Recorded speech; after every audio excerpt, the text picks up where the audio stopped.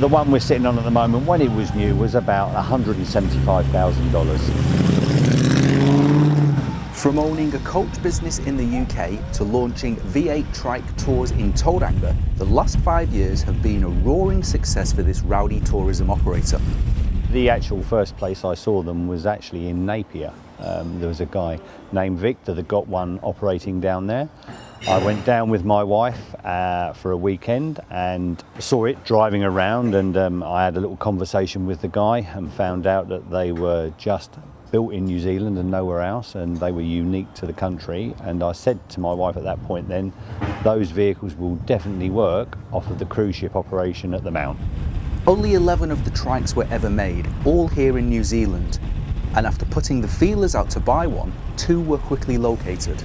There were 2 that were sent out to Fiji, and we had both of them sent back completely refurbished. Now we've been operating, this is our 5th year, and I mean, people see that, to be honest, if we could buy more of these trikes, we would have them.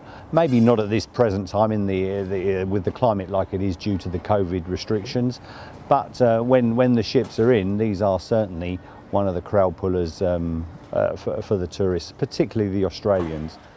Like many other Mount Maunganui businesses that rely heavily on cruise ship passengers, COVID has hit hard.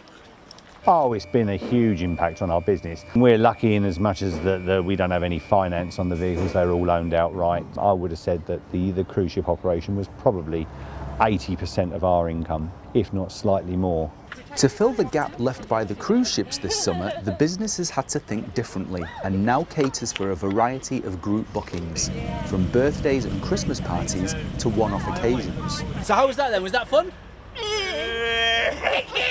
One of the things we try and do every day is to give them as normal a life as we can. So to be able to experience the same things that we do. And, you know, I mean, that's important for their own mental well-being as well as just enjoyment from life.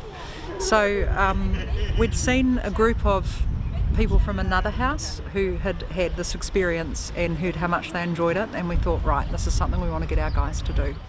But for the first time in 5 years of operating, the bikes will be separated.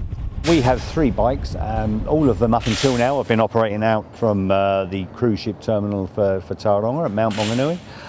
But as from the beginning of January, we're going to be operating one from the eyesight in Fencing Street, Rotorua, which will primarily be operating tours to the Green and Blue Lakes and out to the Redwoods. And if demand requires it, then we might well send another one down there.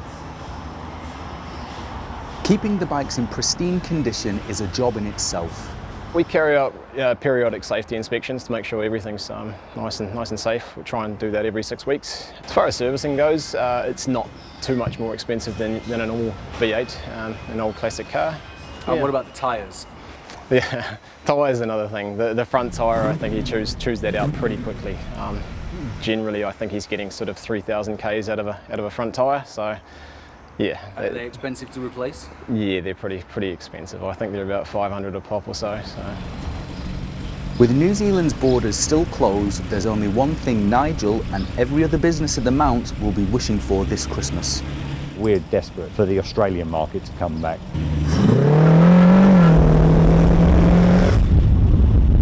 Gavin Ogden, Local Focus.